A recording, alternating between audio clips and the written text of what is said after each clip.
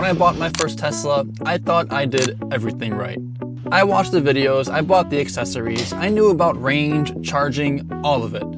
After owning Teslas for a few years now, there are some things I would do differently. So if you're thinking about buying one, here's what I wouldn't do.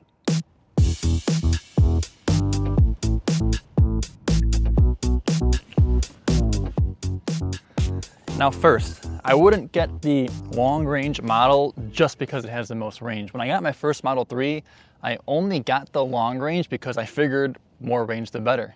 Which is true, but I also live here in Las Vegas and I got the all-wheel drive version and I just didn't need all-wheel drive. I just thought, like, 30, 40 more miles of range for a few $1,000s extra. It's gotta be worth it, right? But of course, in reality, I never use all that range, only on road trips, and I learned a few things. First is that on the road trips, charging speed and charging curve matter way more than your range. So never have I stopped on a road trip and needed to charge anywhere close to 100%. On Tesla road trips, you'll get to like 70 or 80% and then just continue your trip. And that's because with the charging curve, charging from 80 to 100% takes longer than charging from 0 to 80%. Basically, the closer you get to full, the slower it takes to charge. So my point is, you'll still never use all of that range, and if you have that extra range, you may save like 2 or 3 minutes worth of charging time on your road trips anyway. And the reality is, on those road trips, you're stopping to use the restroom, grab snacks, and just do things anyway. So those 2 to 3 minutes might not even matter. And then of course, when it comes to your daily driving, you'll never use your max range. Not even close. Now I'd also skip out on most accessories, at least at first. Now there are some true, real must-haves. I would say like a screen protector or things like this center console tray, and maybe even floor mats. If you know you want all-weather floor mats, then go ahead and get those first. But most of everything else, I would wait until you live with the car for a little bit to see what you like and what you need. Before I got my first Tesla, I got way too excited and bought way too many accessories, and I didn't even end up using some. And they all sound like a great idea. Like, for example, I got this MagSafe phone holder. The product is great, nothing wrong with it. People who use it love it. I thought I would use it, and I just never do. I don't even know where it's at. Hopefully I can find it to show you guys some B-roll of it, but my point is, only get the true must-have accessories like those 2 or 3 that you know you'll need, and just hang on anything else because you don't know what you'll actually be using. Now this one may be a hot take, but just like the accessories, I would not buy full self-driving, at least at first. Now FSD is great, and I truly believe it's close to the point where I can sit in my back seat and just have my car drive for me, which is amazing. But right now it is still supervised, so I do have to be here in the driver's seat supervising it while it drives itself. So I'm not saying it's not good, I'm just saying if you're not 100% sold on it, just wait and try it out. Because some people love it and some people just don't care for it. And no matter how good it is, that's a pretty big investment if you don't like it or just don't mind driving yourself. So don't kill me in the comments. I think you can have the opinion that you think it's great, you think it's close to being fully autonomous, and yet I think you can still just not really care for it. But I will say, the day it does become unsupervised where you can sit in your back seat and take a nap or do work while your car drives itself, I think that's a completely different argument when that time comes. And I think nowadays, doesn't every Tesla come with a free trial of full self-driving? I know if you use a referral code it does, and I got one down below if you need one. But my point is, get the free trial, live with full self-driving, try it out, then live without it, and see if it's worth paying that extra money for that upgrade for you. No need to buy it right away.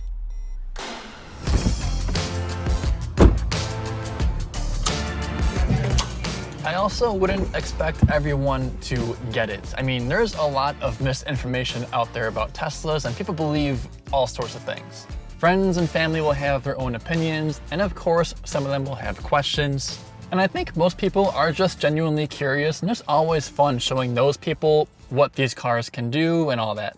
But you'll learn that some people, even if they're asking you about the car, will already have their minds made up.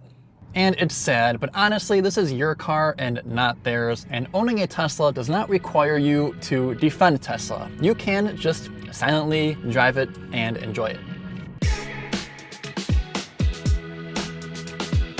I also wouldn't stress out about charging habits or battery health. Like they say, keep your Tesla at 80% charge for your daily driving, and that's true, and you should, but you don't have to follow that to an exact T like I first did. I had thought like, I don't want my battery to degrade any more than it has to, so I'm gonna follow this perfectly, when in reality, even the poorest charging habits barely move the needle. Tesla batteries are meant to outlast the life of the car, and data shows that they do. You can expect over 80% battery capacity after 200,000 miles, which is a very long time. Tesla also offers a warranty that if your battery falls under 70% capacity, you get a free replacement. And they offer this warranty knowing that people will abuse these charging habits. The occasional 90, 100% charges are no big deal.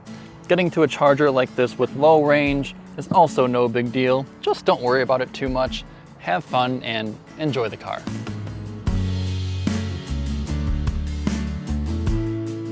Now, this is a big one. Even if you're sure which car you know you want to get, I would always recommend test driving at least more than one model. Most people will buy a 3 or a Y, and that makes sense, understandably so. They are great cars for the great price. The Model S and the Model X are just luxury versions of those cars, but you never really know what you're getting or what you're missing with those until you get in one. And again, for most this won't be the case, but for some people, those extra premium luxury features with the S or the X may be worth the upgrade. The worst thing you can do is like be set on the Y and get the Model Y, rule everything else out, and then later learn about the Model X and be unsure or curious or question your decision to think if you should have got the X instead. But if you test drive more than one model, you won't have any regrets.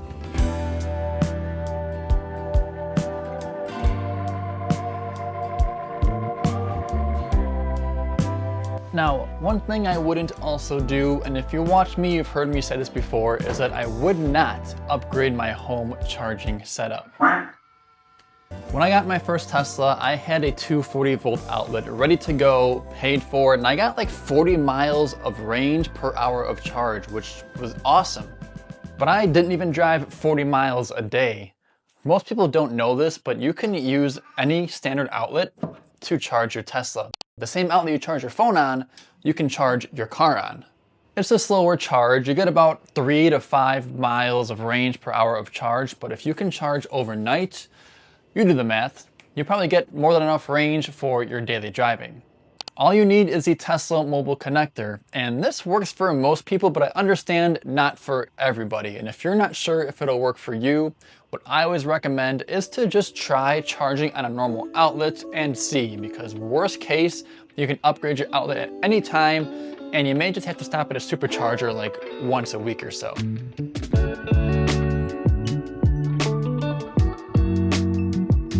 And now lastly, the last thing that I would not do before I got my first Tesla, if I can go back, I would honestly not watch a bunch of YouTube videos just like this one. When I got my first Model 3, I knew everything about it because I watched so much about it, so by the time I got my car, there were little to no surprises. Over the past few years, I've seen a lot of my friends take delivery of their Teslas who didn't know as much about them as I did, and I think learning as you go is part of the Tesla experience. There were some things that they didn't know that they found out about the car, and I got to see them experience that, and I didn't get that because, like I said, I just knew too much about it. Before I wrap this up, look at this view in the sunset we got. Whoa. So if you want some sense of surprise factor, maybe don't watch too many videos, but I'm not gonna tell you to stop watching. I got a whole channel of videos like this, so if you want to keep watching, you know where to find me. Make sure you subscribe, and as always, thanks for watching, and I will catch you in the next one.